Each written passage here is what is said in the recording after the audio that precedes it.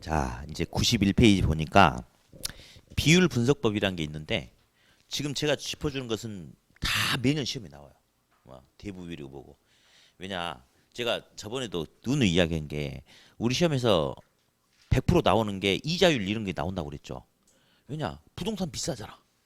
그러면 집을 살 때도 뭐 할 때도 당연히 남의 돈 끌어다 쓰니까 이자율 생각해야 되겠죠. 항상 나오고 지금 하는 것도 항상 시험에 나와요. 이제 거기 동그라미 1번 보니까 혹시 대부 비율 보이세요? 동그라미 기억인가? 동그라미 1번의 기억 보니까 동그라미 기억 대부 비율이 나와요.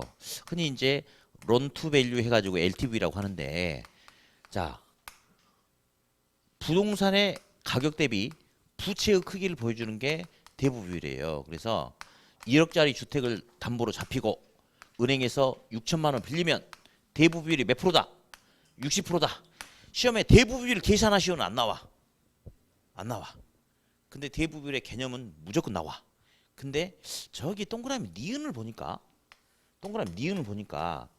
뭐가 하나 있죠. 그거 봐보세요. 무슨 비율? 부채 비율. 자, 이거 조심해야 되는 게 대부 비율과 부채 비율은 다른 거예요. 근데 비슷한 것도 있는데 일단 달라. 그래서 부채 비율은 시험에 계산하라고 나와. 근데 계산은 간단한데 일단 부채 비율은 자기의 지분에 대해서 부채가 얼마만큼 큰지 알아보는 거예요. 지분에 대한 부채. 그러면 어디? 1억짜리 주택을 사는데 은행으로부터 6천만 원 빌려서 산다라고 말씀드렸잖아요. 그렇죠? 그럼 자기 지분이 얼마 들어갔죠? 40% 4천만 원 들어갔죠? 그러면 자기 지분이 일단은 4천만 원 들어갔다. 이렇게. 그다음에 부채는 얼마냐? 6천만 원이다. 이렇게. 그러면 6천만 원 나누기 4천만 원은 1.5죠. 1.5배. 부채가 지분의 1.5배다. 근데 비율이라고 했으니까 퍼센트를 하니까 100을 곱하니까 몇 퍼센트예요? 150%가 되겠습니까? 자, 봐보세요. 대부 비율은 60%인데 부채 비율은 150%지 않습니까? 일단 둘이 똑같아 달라. 다르죠? 다르죠? 예. 자, 그러면서 이런 거는 계산 문제가 나오는데 뭐 어려운 거 전혀 없지. 실제 기출 문제. A 회사의 지분이 20만 원이다. 부채도 20만 원이다. 그럴 경우 A 회사의 자산이 얼마죠? 자산. 저기 자산은 네 돈이든 내 돈이든 내가 굴릴 수 있는 돈을 자산이라고 그래요. 자, 다시 A 회사의 지분이 20만 원이고 A 회사 부채가 20만 원이다. 자산이 얼마야? 40만 원이죠. 그러니까 자산은 내 돈, 남의 돈 굴릴 수 있는 돈이니까 40만 원 맞죠? 자, 그래놓고 또 하나 계산 문제가 나온 게 A 회사의 부채 비율이 얼마냐? 얼마죠? 아니, 부채 눈으로 하지 말고 써보세요. 여기다가 써봐. 자꾸 돌다리도 똑똑똑 두드리면서 가야 돼 진짜. 한번 써보세요. 얼른 부채 비율 숫자 한번 써봐. 여기다 넣어봐. 지분 20, 부채 20 한번 넣어보세요. 자, 지분이 20만 원이고 부채도 20만 원입니까? 1이죠 1. 둘이 같다. 분수에서 1은 분자 분모가 서로 같다니까. 근데 퍼센트로 물어봤으니까 몇 프로?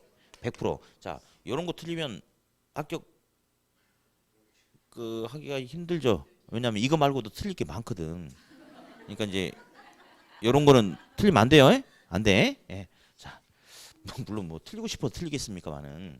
자, 그러면서 몇 가지 한번 써볼게요. 예, 볼게요. 대부 비율이 커지면 주택 수요는 증가한다, 감소한다. 증가. 저기 대부 비율이 높아지잖아요. 그러면 예를 들어서 1억짜리 주택을 분양을 하는데 이 부산에서 분양을 하는데 대부 비율을 60%만 해준 거야. 그러면 6천만 원까지만 빌려주니까 최소한 4천은 있어야지 시장에 참여할 수가 있대요. 수요자가. 근데 부동산 시장 활성화를 위해서 대부 비율을 80%까지 높여준다고 가정하자. 그럼 이제는 8천까지 빌려주겠대. 그러면 이제는 4천이 아니고 2천만 원만 있는 사람도 시장에 참여할 수 있죠.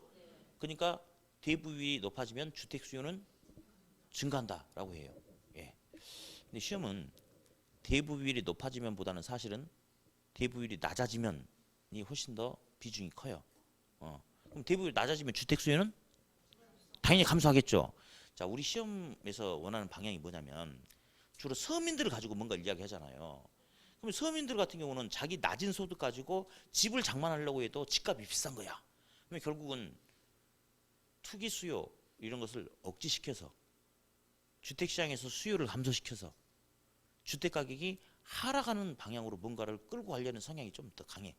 집값이 내려야지 서민들이 집을 살 수 있으니까. 그래서 사실은 제가 지금은 설명하려고 한 거고 시험에는 대부비율이 높아지면이 아니고 낮아지면 주택 수요는 감소하죠. 주택 수요를 감소시키기 위해서 대출 금리를 높여 낮춰. 대출 금리를 높여야지 금리가 비싸야지 투기 수요가 감소할 수 있겠죠. 나중에 그런 거 묶어서 제가 정리해 줄 겁니다. 일단 개념만 잡자고 지금은. 그래서 대부비율이 높아지면 주택 수요가 증가한다라고 했죠. 다음 대부 비율이 높아지면 자 부채 비율 계산하는 건 문제가 없어요. 예. 대부 비율이 높아지면 부채 비율은 커질 것 같아, 작아질 것 같아, 느낌상. 찍어. 예, 그렇습니다. 부채 비율은 증가한다. 이 지문이 좀 잘 나옵니다. 두 번째가. 근데 굳이 숫자를 넣어서 설명하기 전에 한번 생각해 보게요. 대부 비율은 가격 기준으로 부채 크기고 부채 비율은 지분 기준으로 부채 크기예요. 일단 공식은 다른데 유사한 게 있잖아. 한번 우리 생각해 보는 거야. 뭘 기준으로 이야기하느냐. 그 기준만 다르지. 결국 상대적인 부채 크기를 물어보는 거 아닌가요? 둘 다? 그죠? 그러니까 가격 기준으로 부채 크기, 지분 기준으로 부채 크기니까 분자가 똑같죠? 그러면 대부 비율이 커진다는 것은 상대적으로 부채가 늘어난다 이거 아닌가? 그러면 부채 비율도 어떻게 되겠어요? 커지겠죠? 그죠? 제가 숫자 한번 넣어볼게요. 돈 좀 더 빌릴게요. 8천 빌릴게요. 8천. 그럼 대부 비율이 80% 높아지는 거 맞죠? 그러면 부채가 8천이라고 그랬어. 내 지분이 얼마 들어가? 2천. 그럼 8천 나누기 2천은 4배죠. 4배, 4배. 그렇죠? 그러니까 몇 프로냐면 400%. 따라서 대부 비율이 커지면 당연히 부채 비율도 커진다. 이렇게. 예. 다음.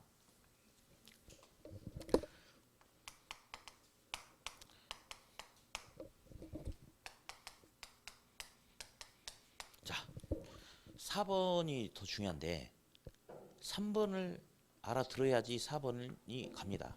3번 갈게요. 대부 비율은 100%가 초과될 수 있다. OX. 오. 물론 은행에서 대부 비율을 100% 넘게 빌려주진 않아요. 그죠? 사기 대출 빼고. 근데 은행에서 원치 않는 불행한 사태가 생겨버릴 수도 있어요. 만들어 볼게요. 은행에서 1억짜리 주택을 담보로 잡고 6천만 원 빌려줬어. 대부율 60% 맞죠? 그죠?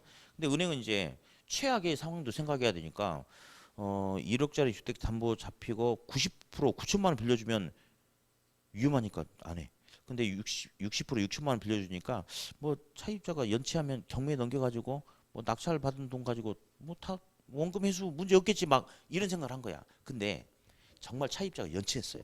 그래서 은행이 경매 신청했거든요. 그래서 낙찰 된다는 소식만 기다리는데 이게 1차 유찰, 2차 유찰 해가지고 낙찰 금액이 5천만 원이 돼버릴 수도 있나요? 그럴 수도 있죠. 그러면 대부 비율이 120%가 돼버려 이렇게. 그죠? 그러면 은행은 빌려준 대출금을 100% 회수하지 못하는 문제가 생겨버릴 수도 있겠군요. 그죠? 따라서 대부 비율이 그러니까 100% 넘게 빌려준다 이 말 아니에요. 그게 아니고 부동산의 담보 가치가 하락한다면 대부 비율이 100%가 초과될 수도 있죠. 그렇죠? 이런 위험성이 있기 때문에 은행은 가급적이면 대부 비율을 속된 말로 이빠이 안 해주고 규제하고 낮추려고 하는 거죠. 그렇죠?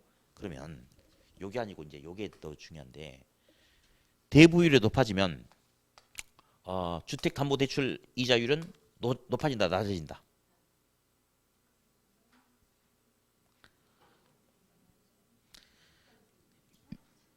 위험과 수익은 비례해요. 그지. 위험 부담을 많이 하면 그에 대한 보상 수익이 뭔가 있어야 되지 않겠습니까?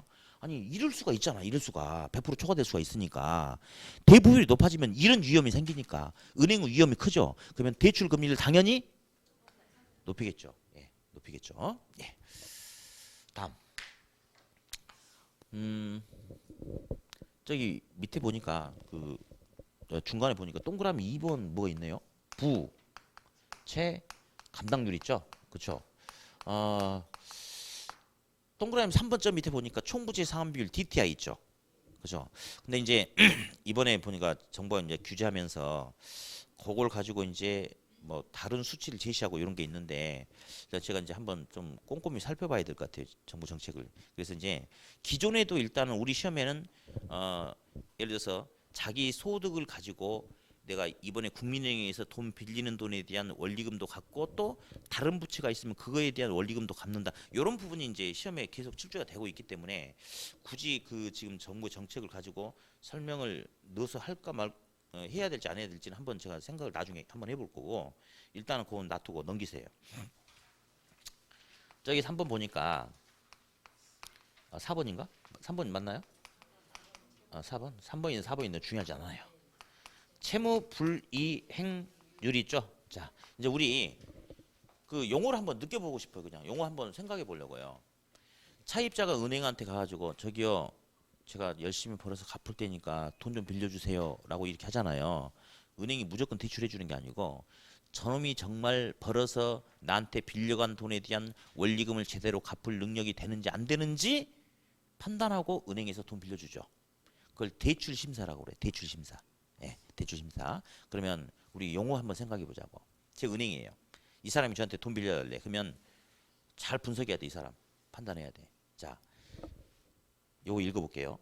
뭐라고 써놨어요? 채무. 요 뒤에는 뭐라고 써놨어? 이행. 이행이 뭐래? 아, 한다. 한다가 이행이죠. 근데 채무 한다. 아, 부채가 있으면 이행한다. 원리금을 갚는다가 이행이에요. 그죠? 근데 여기 지금 뭐라 써놨어요? 아, 부채가 있는데 소득으로 벌어서 원리금을 갚지 못할 가능성을 말하네? 그러면 이런 것은 큰 게 좋아, 작은 게 좋아? 작은 게 좋죠. 작은 게 좋죠. 네. 다음. 얘 시험에 어쩌다 한 번씩 나오고 계속 시험에 나옵니다, 이거. 네. 근데 이것도 일단은 우리 용어를 한번 생각을 해보자고, 용어를. 부채란 말이 있죠. 아, 부채가 있으면 당연히 부채에 따른 원리금이 있을 텐데 옆에 보니까 용어가 감당이란 말이 나왔네. 그러니까 이행하고 똑같은 말이에요, 사실은. 예. 부채를 이행한다, 부채를 감당한다. 아, 부채 감당률은 빌려간 돈에 대한 원리금을 소득으로 벌어서 갚아 나갈 수 있는 능력의 크기를 말해. 그러면 이 부채 감당률은 큰 게 좋겠어요, 작은 게 좋겠어요? 소득으로 벌어서 부채를 감당할 능력이라니까요. 큰 게 좋겠죠? 그렇죠? 부채 감당률은 큰 게 좋아요. 자, 그러면서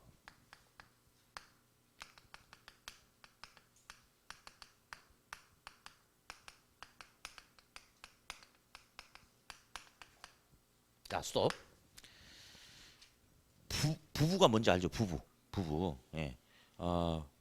부부가 이혼하지 않고 행복하게 잘 살려면 예, 서로 존중해주고 순종해야 돼요. 예. 그래서 부부가 잘 살려면 서로 어떻게 해야 된다? 순종한다. 순종. 자, 부부가 잘 살려면 어떻게 한다? 서로 순종한다. 라고 말해놓고 저도 그렇게 하지는 않지만 어쨌든 예. 그래서 앞으로 이렇게 할 거예요. 부부는 서로 순종하면서 살아야 돼. 예. 그래서 부부순 해보세요. 시작. 부부순. 부부는 서로 어떻게 하라? 순종해라. 마치 제가 목사님 같죠? 그래서 우리 남길 어떻게 하겠다. 시작. 부부순. 부부순 이렇게 한다고 그랬죠. 네. 부부순. 그래서 이게 뭐냐? 영업을 통한 소득으로 빌린 돈에 대한 원리금을 갚을 능력의 크기를 이야기하는 거야. 그러면 순영업 소득이 15억이래. 은행이 갚아야 될 원리금이 10억이래. 그러면 1.5구나. 아, 그러구나. 1이 뭐냐면요. 분수에서 1은 분자 분모가 똑같다 이거야. 그러면 여기서 1이라는 것은 소득으로 벌어서 딱 원리금을 갚는다가 1이야. 근데 더 크나요? 그러면 소득으로 벌어서 원리금을 갚고도 남는다. 이런 놈은 돈 빌려줘도 안 뜯길 것 같은데? 그럼 대출해줘 안 해줘? 해주죠. 다시 순영업 소득이 5억이에요. 그러면 이 값이 0.5구나. 그죠? 그러면 0.5는 1보다 작네. 자, 일이 뭐냐면 소득으로 부채 서비스를 갚는다가 일인데 얘는 일보다 작잖아. 그러면 소득으로 원리금을 갚을 능력이 부족하다. 돈 빌려준다 안 빌려준다. 안 빌려준다. 그거 알아보는 게 바로 부부 순종, 부부 순이다라고 이렇게 이야기합니다. 자, 그리고 나온 김에 떡 본 김에 제사를 또 지내야 돼. 우리 학교론에 분수가 되게 많아요. 근데 시험에 주로 나오는 게 13개가 있어. 근데 나중에는 제가 총정리할 때 싹 끄집어내 가지고 설명을 해줄 거예요. 자, 근데 분수는 왜 분수 준지 아세요? 분수 가지고 뭔가 비교 분석하라는 거야. 근데 분수의 기준값은 1이에요. 분수의 기준값이 얼마다? 분수는 1, 2야. 1, 1, 1. 그러면 어디? 앞으로 이렇게 하는 거예요. 이렇게. 1보다 크면 크다. 자, 시작. 1보다 크면 크다. 1보다 작으면 작다. 시작. 1보다 작으면 작다. 자, 1.5는 1보다 큽니까? 그렇죠. 부채 감당률이 1보다 크다는 것은 소득으로 원리금을 갚을 능력이 크다. 대출해 준다. 0.5는 1보다 작습니까? 부채 감당률이 0.5, 1보다 작다는 것은 작다. 소득으로 원리금을 갚을 능력이 작다. 돈 안 빌려준다. 이렇게 가는 겁니다. 이거 말고도 몇 가지만 더 해봅시다. 우리 탄력성이라는 소리 들어봤어요. 탄력성. 자, 선택할 수 있는 대체제가 다양하고 많으면 탄력적이다. 선택할 수 있는 대체제가 제한되면 비탄력적이다. 라는 소리를 해본 적이 있는데 탄력성도 가격의 변화에 대한 양의 변화, 분수거든. 분수는 전부 다 뭐보다? 1보다. 그래서 시험에 수요가 탄력적이라면 이렇게 바로 들이밀고 지문이 나오기도 하고 이렇게 나오기도 해. 탄력성이 1보다 크다면 이러고 나오기도 해. 자, 또 해. 분수는 뭐보다? 1보다. 1보다 크면 커. 탄력성이 커. 그럼 탄력적이다. 그죠? 1보다 작으면 크다에 작다예요. 1보다 작으면 작대. 탄력성이 작대. 그러면 비탄력적이다. 이런 게 있어요. 다음. 뭐 수익성 지수란 것도 있어요. 계속 시험에 나오는데 어디 그냥 써보게. 현금 유출의 현재 가치 분의 현금 유입의 현재 가치인데 자, 이것도 분수인가? 분수 맞죠? 예를 들어서 현금 유출의 현재 가치가 1억 원이고 현금 유입의 현재 가치가 2억 원이다. 대충 봐도 돈 벌었다 이거죠. 본다. 그러면 얼마 이거? 2. 이거 분수죠? 이것도 1보다입니다. 1보다 크면 크다. 나간 돈보다 들어온 돈이 더 크다. 들어온 돈의 가치가 나간 돈 가치보다 크다. 투자하면 돈 번다. 투자한다. 이거죠? 만약에 나간 돈이 2억인데 들어온 돈의 현재 가치 1억 원이 돼. 그러면 얼마야? 0.5죠. 0.5는 1보다 작다. 1보다 작으면 작은 거다. 뭐냐? 들어온 돈의 현재 가치가 나간 돈의 현재 가치에 비해서 못 미친다. 투자하면 된다, 안 된다? 안 된다. 이제 무조건 이렇게 가는 거야. 그리고 다음 주에 이제 그게 나오는데 이런 것도 있어요. LQ라는 게 있는데 이제 그 어떤 산업이 그 지역에서 차지하는 비중이 큰 기반 산업이냐, 중요한 기반 산업이냐, 아니면 그 지역에서 그 산업이 차지하는 비중이 별 볼 일 없는 중요하지 않는 비기반 산업이냐 이런 게 있어요. 어디? 농업이란 산업은 부산 지역 경제에서 중요해 안 중요해요? 크게 안 중요하죠. 그러면 농업이란 산업은 지역 경제에 크게 중요하지 않죠. 근데 제가 예를 들어서 내일 강원도 태백시 가서 강의를 한다고 가정할게요. 가질 않아요. 에? 간다. 그러면 태백시 가가지고 여러분 어제 제가 부산에서 물어보니까 농업이란 산업은 별로 쓸데없는 산업이라 하던데 여러분 어떻게 생각하세요? 그러면 어떤 놈이 그런 소리 했어? 그럴 거 아니에요. 감자가 얼마나 중요한데. 그러니까 똑같은 농업인데 그 농업이 지역에 따라서 중요한 산업이 될 수도 있고 안 중요한 산업이 될 수도 있겠죠. 이제 그걸 물어보는 게 있는데 그래서 정부 평균 고용률에 대한 해당 지역의 고용률로 측정하는 게 LQ라는 게 있어요. 이것도 분수인가? 분수? 분수는 뭐보다? 1보다. 그러면 이런 말이 있어. 이게 1보다 크대. 크면 큰 거예요. 그죠? 그러면 그 지역에서 그 산업이 차지한 비중은 큰 기반 산업이다. 이렇게 하는 거고 1보다 작으면 작은 거죠. 그렇죠? 그러면 그 지역에서 그 산업이 차지한 비중이 작다. 별 볼 일 없는 비기반 산업이다. 이제 이런 식으로 끌고 갑니다. 그래서 앞으로 분수 나오면 뭐보다? 1보다 크면 크다. 1보다 작으면 작다. 예, 그렇게 한번 해보면 되고 다시 부부는 서로 어떻게 살아라? 순종하면서 살아라. 우리 선생님 말씀 이렇게 하시면 됩니다. 다음 96페이지.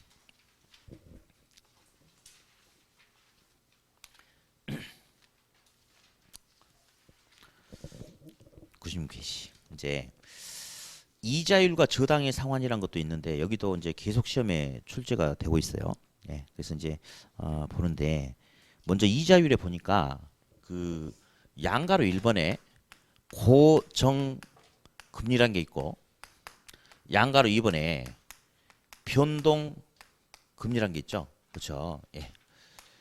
자, 이제 물론 강의는 강사가 정말 준비도 잘하고 분석도 잘해야 되는데 자, 이제 아까 뭐 0이면 1이다. 1이면 0이다.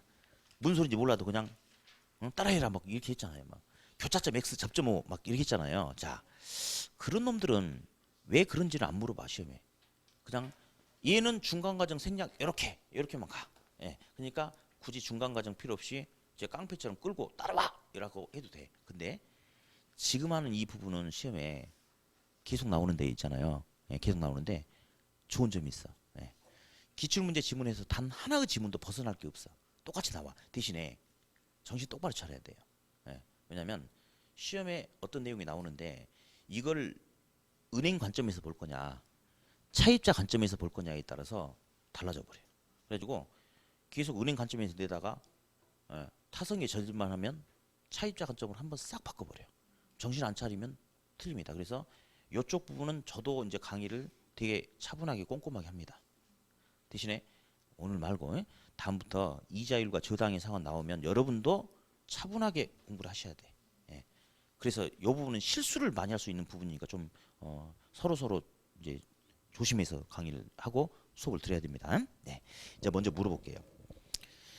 고정금리가 뭐냐, 변동금리가 뭐냐, 이건 다 알지 뭐, 그죠? 예. 근데 이제 제가 질문 해볼 테니까 찍어보세요. 차입자는 돈 빌리는 사람이죠. 그럼 돈 빌리면 차입자는 이자율에 따라서 원리금을 갚겠죠. 이자 또는 원리금 이렇게. 예. 차입자는 말이죠. 이번 달에 이자 70만 원 내고 그 세 달 후에 뭐 90만 원 내고 그 다음에 뭐 60몇만 원 들쭉날쭉하면 불안해요. 불안해. 예. 그렇기 때문에 차입자는 안정적인 대출 조건을 선호해. 그럼 차입자는 고정금리하고 변동금리 중에 뭘 선호하겠습니까? 네, 고정금리 선호합니다. 다음, 은행은 예금에 대한 이자로 3% 줘야 된대. 근데 은행은 마진 2% 남겨먹고 싶대. 그럼 대출을 통해서 최소한 5% 받아야 되는 거 맞죠? 예, 은행은 있잖아요. 물론 더 벌면 더 좋겠지만 시장이 뭐 자기 뜻대로 되나 뭐. 그래서 이렇든 저렇든 안정적인 마진을 얻길 원해. 뭐 크게 더 많이 벌고 덜 벌고 이런 게 아니고 그냥 요 정도 수준에서 요 정도 마진을 얻기를 원해. 그래서 은행은 안정적인 대출을 통한 안정적인 이자 수익을 원해. 그럼 은행은 고정금리하고 변동금리 중에 뭘 선호할 것 같아요? 그렇습니다. 지금 안정적이라는 소리에 아까 차입자는 고정금리 선택한다고 그랬죠? 근데 은행은 고정금리가 굉장히 위험성이 커요. 한번 대출 금리를 5%로 깔았는데 IMF 터진다 하더라도 그 사람들한테는 더 받아낼 수가 없어. 그러니까 은행은 있잖아요. 욕심 버리고 시장 상황에 따라서 탄력적으로 조정을 하면서 요 정도 마진을 얻기를 원해. 그러면 시장 상황에 따라서 탄력적으로 금리 변동이 가능해야 되겠죠? 그렇죠? 예, 그래서 우리 시험에서 원하는 방향이 바로 제가 이야기했던 거예요. 차입자는 고정금리 대출을 선호하고 은행은 변동금리 대출을 선호하고. 한 마디 더 갑시다. 은행은 무슨 대출 금리를 선호한다? 변동금리요. 근데 변동금리 조정 주기란 게 있어요. 뭘 기준으로 했을 때는 3달, 어떤 거는 6개월, 12개월 이런 게 있어. 자, 변동금리 조정 주기가 길수록 또는 짧을수록 어떤 경우에 은행은 차입자에게 위험을 더 빨리 전가시킬 수 있느냐? 그렇죠? 짧을수록 당연하죠. 그 당연한 것들이 다 시험에 나와요. 예. 그다음에 하나 여쭤볼게.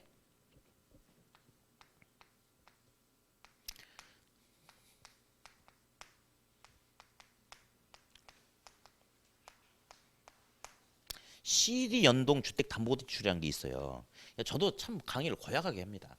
설명 안 해주고 막 물어보잖아. 그죠? 근데 학계로는 그런 좀 이렇게 여시 같은 감각이 좀 필요합니다, 진짜. 예. 특히 처음 공부할 때는. 자, 지금 이게 뭔지 설명 안 했어요. 예? 예. 이거 고정금리야, 변동금리야.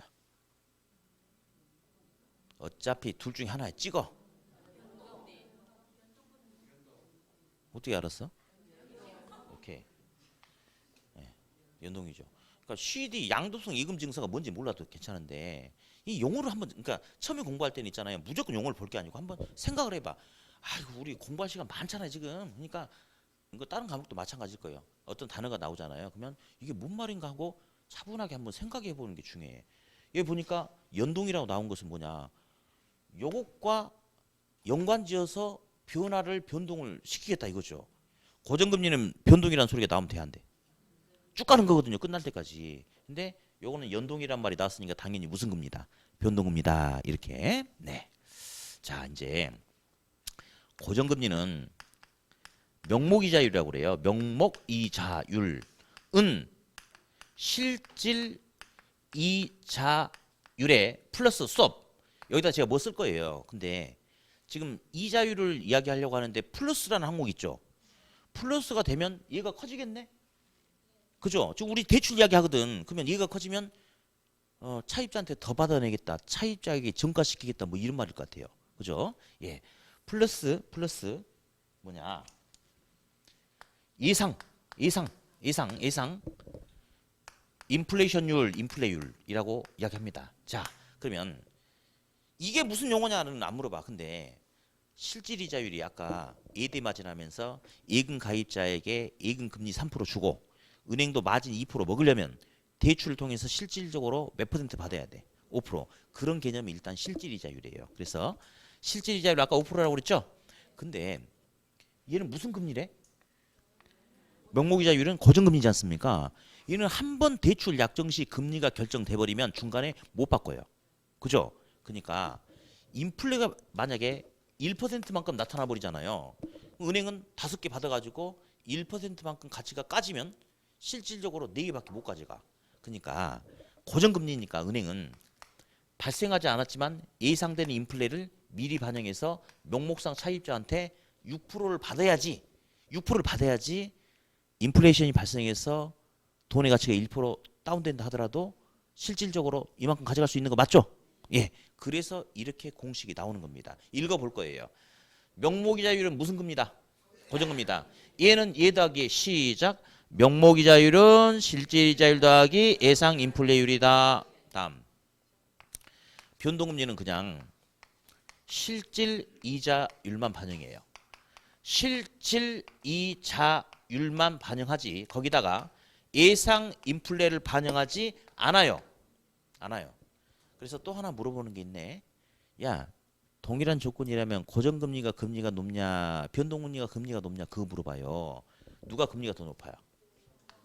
고정금리가 요건 둘이 똑같지 않습니까? 하나 더 있죠? 그래서 동일한 조건이라면 고정금리가 변동금리보다 금리가 높다라고 그렇게 이야기를 합니다. 다음. 변동금리 실질 이자율은 어떻게 구성이 되냐면 기준 금리에 가산 금리를 더해서 결정된다. 우리 신문 좀 보신 분들은 이제 가급적 이제 주택담보대출을 이제 사실 이제 굉장히 이제 규제를 지금 하려고 하는 거죠. 그래서 뭐 스트레스 금리 뭐 이런 것도 뭐 반영하고 뭐 이런 게 있다고 하는데 일단 그런 거는 저한테 질문도 하지 마세요. 지금은 하지 마시고 지금은 그냥 수업하는 것만 하셔야 돼. 가상 금리를 이제 지금 신문에 나온 건 스트레스 금리라는 게 있어요. 예, 왜냐 변동금리로 대출 받았는데 예를 들어서 변동금리로 5%로 대출 받았는데 그래서 내가 돈 빌려가지고 내 소득 가지고 원리금 갚아 나가는데 무슨 금리라고 방금? 변동금리라고 그랬죠. 근데 금리가 더 높아져 버릴 수 있잖아. 내 소득은 이만큼인데 여기 맞춰가지고 이만큼 빌렸는데 금리가 더 높아져 버리면 스트레스 이빠이 받을 거 아니에요. 그러니까 그런 걸 감안해서 금리가 5%면 스트레스 금리 2.7% 더해서 7.7%를 가상해서 돈을 빌려가지고 갚으래. 그러면 금리가 좀 오른다 해도 예측된 거기 때문에 스트레스를 덜 받는다. 뭐 자우지간 별 용어를 다 만들어내고 있어. 어쨌든 뭐 그런 게 있는데 요거는 스프레드 금리라고 그래. 그냥 읽어봐. 무슨 금리? 스프레드. 예. 가산 더한다 이겁니다. 스프레드. 예. 뭐 스프레이라고 해도 상관없습니다. 어쨌든 자 이제 어쨌든 변동 이자율은 기준금리에 뭘 더해서 결정된다? 가상금리. 변동금리는 금리 변동이 가능하죠? 기준금리하고 가상금리하고 뭐가 변동할 것 같아? 예, 아니에요. 기준금리예요. 예. 이 학생한테 제가 기준 찍었어. 기준. 그래서 학생이 100명이 줄을 선 거야. 일렬 정대로. 근데 저 뒤에 네 번째 학생이 나를 따르라 해가지고 혼자 저기 100m 옆으로 간대 이렇게. 따라가 안 따라가. 혼자 미친놈 되는 거죠. 기준이 있는데 누가 안 가지 아무도. 근데 이 학생 제가 기준 찍어놨죠. 이 학생이 나를 따르라 해가지고 저기 쪽으로 오른쪽으로 100m 가는 거야. 그럼 어떻게? 다 따라가는 거죠. 기준이 움직이는 거예요. 예. 어제 미국에서 기준금리 올렸잖아요. 그러면 결국 우리 금리 오르거든요. 일단 요거는 시험에 나오는데 지금 듣기만 해. 이거는 오답으로 지시 않더라고. 시험에 나왔는데 그 은행은 대출 받으러 오는 사람들 차별해 안 해? 차별해요. 이놈이 과거에 연체 실적이 있는지 없는지, 이놈의 직업이 뭔지, 소득 수준이 안정적인지 불안한지 거기에 따라서 1등급 몇 등급 다 나눠놨어. 거기에 따라서 금리를 반영하는 게 가상금리. 그냥 임의로 해볼게요. 임의로. 가상금리를 그냥 1%를 반영하는데 예를 들어서 이 차입자는 과거에 연체 실적이 있는 거야. 그리고 직업도 별로 은행은 연체 위험이 크죠. 그럼 얘는 1에다가 예를 들어서 그냥 0.5를 더해서 가상금리를 1.5로 높이는 거야 이렇게. 근데 이 학생은 보니까 과거 연체 실적이 한 번도 없어. 공무원이야. 남편도 공무원이고 아들 딸 다 공무원이란 거야 이게. 그러면 연체 위험이 거의 없다고 봐야 되죠. 그럼 1%인데 얘는 더 깎아주고 막 그런 거야. 그래서 시험에는 딱 이렇게만 나와. 차입자의 불안정한 소득 상태, 과거 연체 실적 등은 가상금리에 반영한다. 이 정도만 나오니까 시험에는 별 의미가 없고 요게 시험에 나오는데 두 가지가 나오는데 오늘 하나만 하면 돼. 시험에 제법 나오는데요. 기준금리가 인상되면 반대로 주택담보대출 금리는 인하된다. 맞아요? 말 안 되는 거 아닌가요? 기준 따라가는 거 아닌가? 그런 게 시험에 나와요. 그게 정말 수준 저질. 기준이 높아지면 당연히 대출 금리가 어떻게 되겠어? 높아지겠죠. 이제 이렇게 돼 이렇게. 그래서 이것도 그냥 한 번만 듣고 넘어가면 됩니다. 예. 저질. 학계로는 진짜 저질 문제가 되게 많이 나와요. 되게. 그러니까 반드시 합격하셔야 돼. 학계론에서 합격 못하면 그분도 똑같은 사람이에요. 저질. 예. 저질. 예. 자, 이제 오늘 마지막 이제 주요 저당의 상환 방법이라고 했는데 먼저 양가로 1번 용어 좀 읽어볼게요. 고정금리가 뭔 말인지는 알죠? 그죠? 옆에 거치식 상환이라고 나왔어요? 어디가 거치식이 나왔어? 우리 학계는 비거치식이라고 나왔는데 거치식이라고 그래. 저기 이 용어는 한번 듣고 가야 돼요.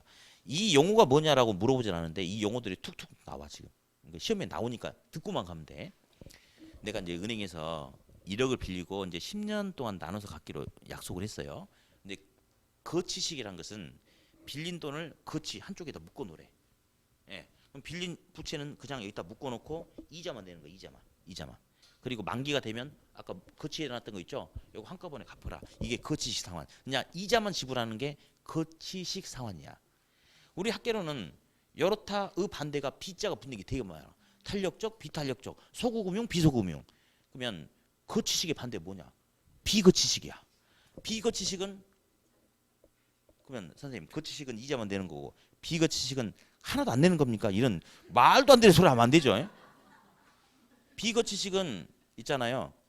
빌린 돈을 거치하지 않고 나눠서 갚겠다 이거지. 그러니까 원리금 상환이 같이 이루어지는 게 비거치식이다라고 그렇게 이야기합니다. 네, 그러면 요거 지금 계속 시험에 나오는데 자 볼게요. 대출 계약 시부터 대출 만기가 되는 시점까지 시간이 흘러갈수록 원리금의 변화는 어떻게 나타나는지 한번 살펴보도록 하자. 근데 책에 보니까 세 개가 있는데 일단 여기 봅시다. 요거 있죠. 처음에는 많이 갖고 점점 줄어드는 게 이게 뭐라고 나왔어 이게? 아, 원금을 균등하게 분할해서 상환해라. 원금 균등 분할 상환 방식 나왔죠? 다음에 처음부터 끝까지 은행이 지불하는 원리금이 동일한 것은 원리금 균등 분할 상환 방식 나왔죠? 처음에 조금 갖고 점점 많이 갖는 것도 있죠? 자, 근데 오늘 두 개만 할 거예요. 요거 체증식 상환 방식이라고 나와 있죠, 책에. 그렇죠? 걔도 시험에 나오는데 이 두 놈이 더 비중이 커. 그러니까 일단 요 두 놈 가지고 먼저 할 겁니다. 두 놈 가지고. 예. 자, 먼저 원금 균등 분할 상환 방식에 대해서 한번 볼게요. 용어를 한번 생각해 보는 거예요. 원금을 균등하게 분할해서 나눠서 갚는다? 예, 맞아요. 맞아요. 원금을 균등하게 나눠서 갚는다가 원금 균등 분할 상환 방식인데 용어가 체감식 상환 방식이다라는 용어도 같이 병행합니다. 시험에. 다시 체 뭐라고? 체감은 시간이 갈수록 점점 커진대요, 작아진대요? 이 용어가 작아진다. 그림 보니까 진짜 원리금이 시간이 가면 갈수록 체감하고 있군요. 그렇죠? 이제 볼게요. 네. 은행에서 1억을 빌리는데 대출 만기가 10년이다. 근데 이제 1년에 그냥 한 번씩만 갚는다라고 가정을 할게요. 대출 금리가 10%다라는 전제 조건에 의해서 한번 해보자. 그러면 이거 무슨 상환 방식이죠? 원금 균등 분할 상환 방식 맞죠? 그렇죠? 그래서 원금도 갚아 나가고 이자도 갚아 나가고 원리금이 어떻게 되는지 살펴봐야 되는데 자, 얘는 상환 방식이 빌려간 원금을 똑같이 나눠서 갚으라는 거야. 몇 번에 걸쳐서? 10번에. 그러니까 제가 1년에 한 번씩만 낸다고 그랬으니까 10년 10번에 걸쳐서 똑같이 나누래. 그러면 매년 원금은 얼마씩 갚으면 돼요? 1억 나누기 10 하니까 1000만 원이죠. 첫 번째 해도 1000만 원, 두 번째 해도 1000만 원, 계속해서 원금은 일단 얼마? 1000만 원씩 갚아라. 그래서 처음부터 끝까지 원금이 똑같다 해서 원금 균등 분할 상환 방식이다라고 일단 그렇게 이야기를 해요. 그런데 공식적인 용어는 사실은 요거로 바뀌었어요. 시험은 용어가 병행돼서 나오는데 공식적인 용어는 뭐로 바뀌었다고요?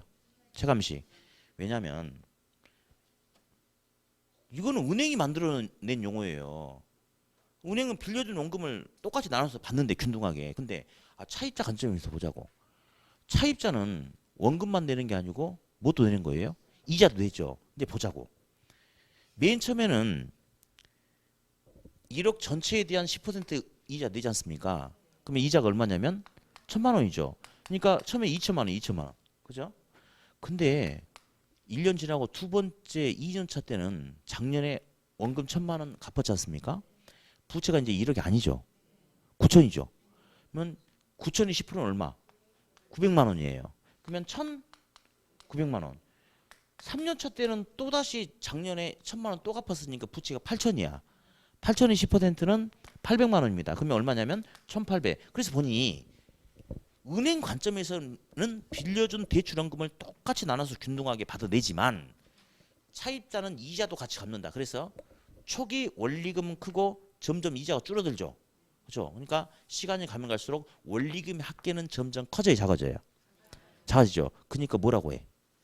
체감식 상환 방식이다라는 용어도 병행해서 나옵니다. 시험에. 예. 그래서 일단 원금 균등 분할 상환 방식, 즉 체감식 상환 방식이 뭔지 한번 봤어요. 네. 다음 두 번째.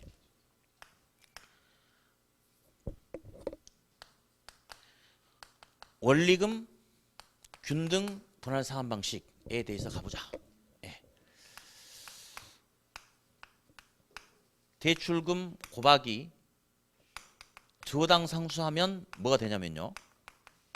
원리금이 돼요. 뭐가 된다? 원리금. 대출금 곱하기 그냥 이자율만 하면 뭐가 되냐면 이자가 돼요. 이자. 원리금 뭐의 약자라고 그랬죠? 원금 플러스 이자죠. 자, 은행에서 1억을 빌린다. 대출 금리가 10%다. 주어당 상수가 0.1627이라고 하자. 예. 여기서 기산 문제가 하나 있거든요. 시험에. 근데 절대 응용이 되지 않고 무조건 그렇게만 풀면 되는 게 있어요. 근데 우리 대화를 한번 해보고 싶어요.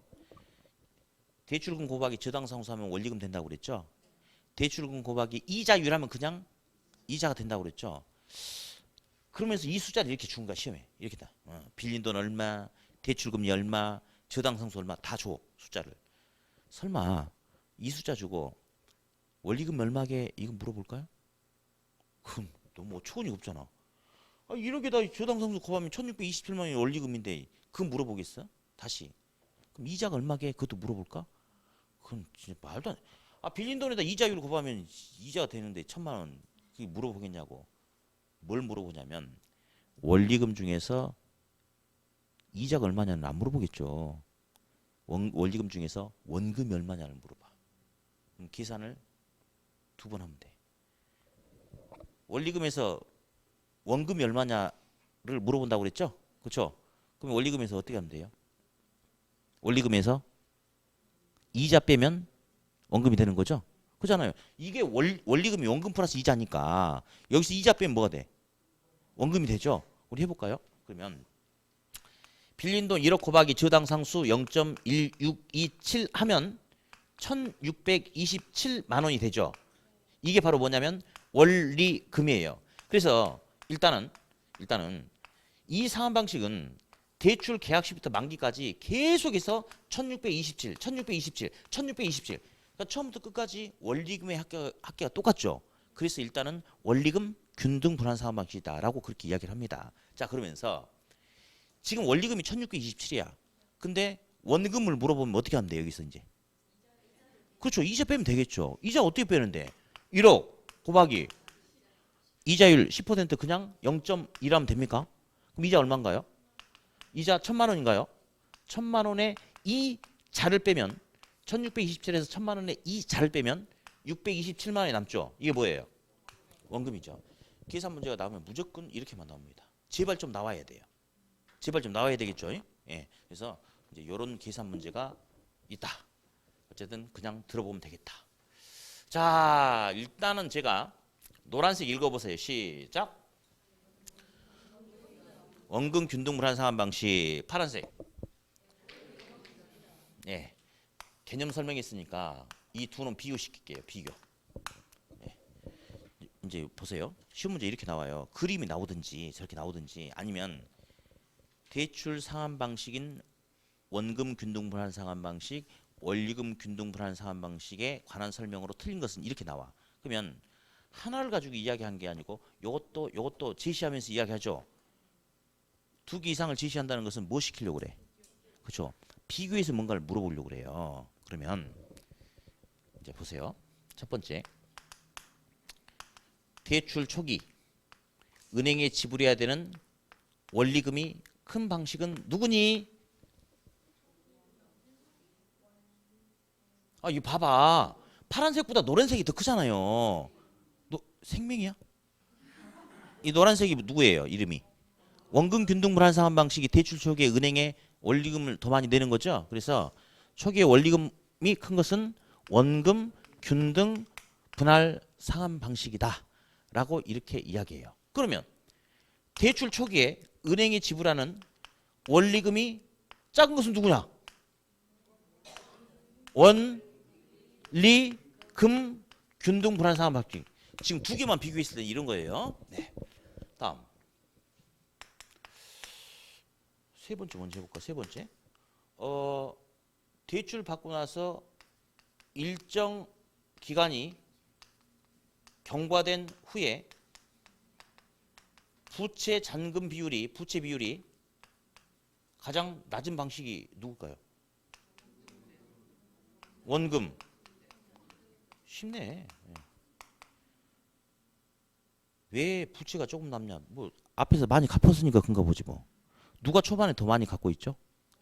원금 균등이 초반에 더 많은 돈을 상환해 나가고 있죠. 빚을 많이 까고 있으니까 당연히 어느 정도 시간이 지나면 부채도 조금 남겠죠? 네, 그래요. 저거 흰색으로 쓴 게 시험에 더 잘 나옵니다. 출제 더 많이 돼. 안 틀립니다. 안 틀려. 이제 노란색으로 쓴 거 이제 잘 보셔야 돼. 네. 어쩌다 한 번씩 나오는데 정신 안 차리면 놓쳐버립니다. 분리하다가 반대가 뭐예요? 아, 불리하다 반대가 유리구나.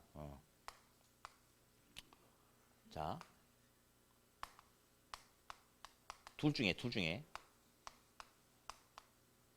대출 쪽이 차입자에게 더 유리한 방식이 무엇이냐? 자, 잠깐만. 그 이제 저는 제가 저번에도 그랬잖아요.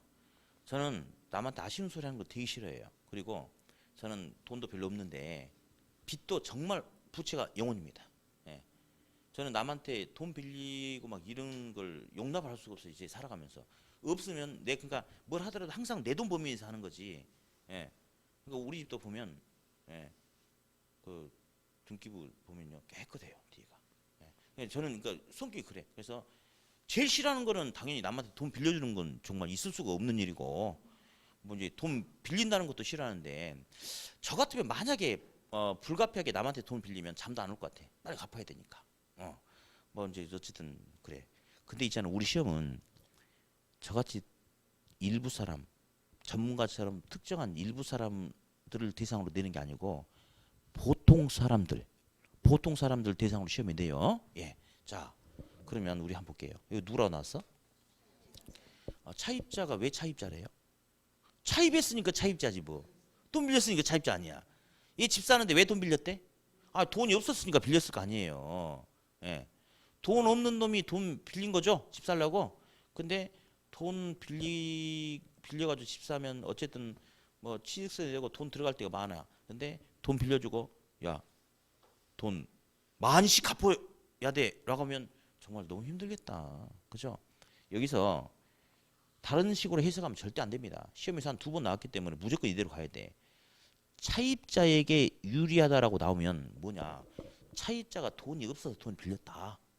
집 살려고. 그래서 돈 빌려서 집을 샀는데 대출 초기부터 은행에 원리금 만씩 갚으라고 하면 차입자가 너무너무 힘들지 않냐. 그래서 차입자는 돈이 없어서 돈을 빌렸으니까 초반에는 좀 원리금 지불 부담이 적은 거. 그게 차입자가 마음이 좀 편하잖아요. 그걸 우리 시험에서 차입자에게 유리하다라고 나와. 절대 다른 생각하시면 안 돼. 예. 이거 누구예요?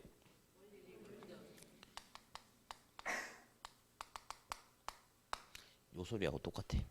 이렇게. 예. 다시. 이번에는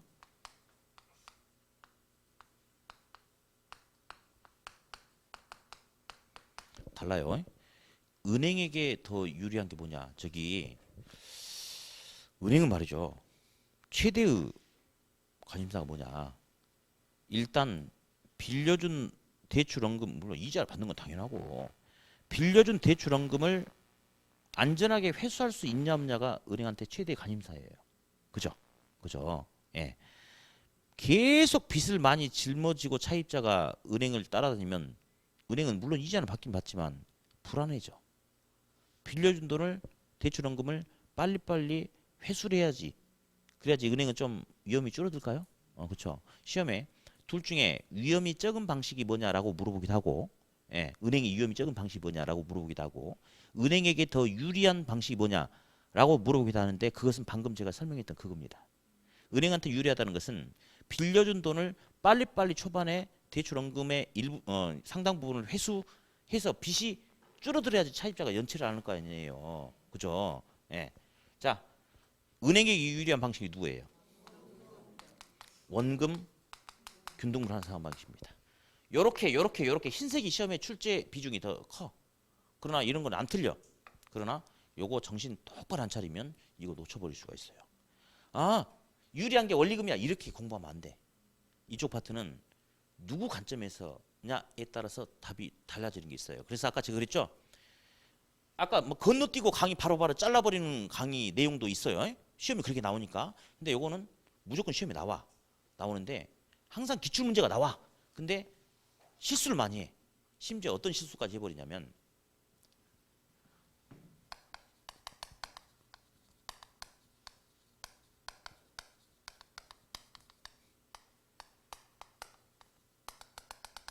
이 자식이 띄어쓰기도 안 하고 문제를 이렇게 내준 거야. 이렇게 글자를. 그래가지고 지금 여기 보니까 얘는 원금 균등 분할 상환 방식이죠. 예. 원금 균등 분할 상환 방식은 원리금 균등 분할 상환 방식에 비해서 이런 식으로 나와. 그래가지고 한번 내가 지금 원금이라 나왔잖아요. 근데 한번 내 눈에 원리금이라고 이 용어가 들어오잖아요. 그러면 끝날 때까지 없는 리자가 보여버립니다. 예. 진짜 그래 진짜. 요거는 분명히 원리금 균등 분할 상환이잖아요. 근데 한번 내가 읽을 때 원금 균등이라고 읽어버리면 인 리자가 끝까지 안 보여버려요. 이게. 여기서도 많이 틀려. 그러니까 이걸 갖다가 한 문장에서 원리금 균등 분할 상환 방식은 바로 옆에 원금 균등 분할 상환 방식 이런 식으로 막 문장이 조합이 돼버리거든요. 그러면 어려운 게 아니고 거기서 실수해버리는 경우도 있고 그래요. 그래서 공부할 때도 그러니까 나중에 제가 문제풀이 할 때 이렇게 시킬 거예요. 이렇게 체크하라고 할 거예요. 체크. 리자가 있는지 없는지 뭐 이런 것도 있고. 그리고 다음 주에 또 있는데 진짜 기출문제가 뭐 별거 없어. 이거 뭐라 써놨어요? 다음 주 설명할 건데 이것도 있어. 이것도 전혀 의미가 다르거든요. 근데 글자 성자가 있냐 없냐 이거 가지고 오답을 만들어 버리고 이렇게 이런 것들이 있습니다. 그래서 어쨌든 눈에 귀신이 쓰이면 안 돼요. 시험장에서 정신 똑바로 차리고 해야 돼요. 그래서 어쨌든 자 다시 한번 이런 지문들은 당연한 거니까 생각할 것도 없고 다시 정리합시다. 차입자는 돈이 없으니까 돈을 빌려서 집을 사가지고 원리금을 갚는 사람이고 은행은 돈 빌려주고 원리금을 받는 사람인데 은행 관점에서는 빌려준 대출원금을 빨리빨리 회수해야지 위험이 줄어든다. 차입자는 돈이 없으니까 돈 빌렸다. 그래서 빌린 돈에 대한 원리금을 갚을 때 처음부터 왕창 갚으라고 하면 부담스럽다. 그래서 차입자는 빌린 돈에 대해서 상대적으로 원리금 지불 부담이 적은 게 차입자한테는 좋다. 이렇게 접근하세요. 자, 둘 중에 차입자에게 더 유리한 방식이 뭐라고 그랬어요? 원리금 균등 분할 상환 방식. 더 지불 부담이 작은 걸 말하는 거죠. 둘 중에 은행에게 더 유리한 방식이 뭐야? 대출 초기에 상대적으로 대출금 회수가 더 많은 원금 균등 분할 상환 방식이 더 유리하다라고 해야 되겠죠. 근데 무조건 또 뭐 암기하는 거 아니에요. 이해하라 이거야. 근데 오늘은 이제 이게 더 시험에 중요하니까 이제 이것만 갖고 하는 거고 시험에는 이 둘만 나오게 돼. 근데 요놈도 같이 엮어서 나와. 그럼 오늘 이렇게 해놓으니까 차입자에게 유리한 게 원리금 균등이다 해놓고 다음 강의할 때 세 개를 했는데 차입자한테 유리한 건 원리금 균등이다 이러면 돼 안 돼? 그때는 뭐겠어 이제? 이렇게 되겠죠 이렇게? 그렇죠? 그래서 지금 어쨌든 둘을 비교했을 때 그렇더라. 한마디만 더 할게요. 이게 이제 최증식 상환 방식이야. 어떤 방식이든지 유불리가 장단점이 다 있을 거야 아마. 그러면 최증식 상환 방식은 돈 빌리고 나서 초기에 갚는 돈이 상당히 적어요. 그리고 앞으로 벌어서 많이 갚으래 이렇게. 젊은 소득계층들, 신혼부부 이런 사람들은 아직 직장생활 한 지 얼마 안 됐죠. 그러니까 소득이 아직 크지 않죠.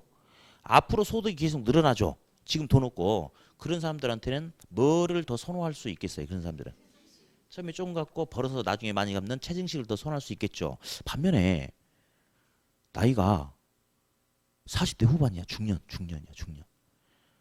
중년 세대 계층이 만약에 이 최증식 상환 방식으로 대출 받으면 인생 말년 괴롭죠. 그렇죠. 앞으로 이제 소득이 직장 생활을 그만두든지 아니면 소득이 점점 줄어들 텐데 이 방식을 이용하면 더 괴로워버리겠죠. 그러면 중년 세대 계층, 즉 앞으로 소득이 감소할 것이라고 예상되는 계층 같은 경우는 오히려 어떤 방법을 선택할 수도 있겠어요. 지금 능력 될 때 빨리빨리 갚아버리고 나중에 능력 안 될 때 조금 갚는 원금 균등, 즉 체감식 상환 방식이 더 유리할 수 있겠네요. 그렇죠. 네, 좋습니다. 그래서 오늘은 여기까지 즐거운 마음으로 또 끝내도록 하겠습니다. 자, 고생하셨고, 아니요, 인사 좀 하게요. 고생하셨고 다음 주에 밝은 얼굴로 다시 뵐게요. 수고하셨습니다.